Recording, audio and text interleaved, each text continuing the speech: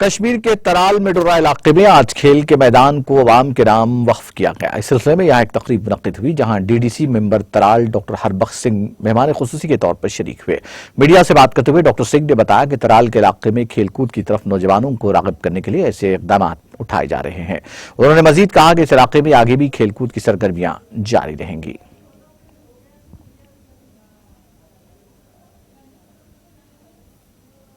ये जो ग्राउंड है जहां आप देख रहे हो, सिर्फ 20 दिन पहले यहाँ काम शुरू हुआ था और मुबारकबाद की बात है ये कि 20 दिन के अंदर अंदर हमारे लोगों ने ये तैयार करके दिया। ठेकेदार साहब ने, इंजीनियर साहब, बीडीओ साहब, ये सबका रोल है, एक टीम वर्क होता है।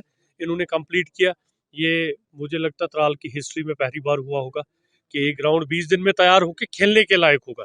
यहाँ 20 दिन में, 15 दिन में ग्राउंड तैयार होते हैं, लेकिन वो खेलने के लायक नहीं होते हैं।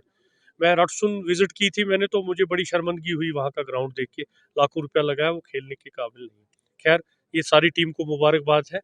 तो मुझे उम्मीद है कि आके भी ये लोग सारा इसी तरह करेंगे। उसके अलावा बहुत खुशी की बात है कि यहाँ हमारे ऑर्गेनाइजर्स हैं मंजूर साहब और सुहेल साहब, उन्होंने तराल प्रीमियर लीग शुरू किया।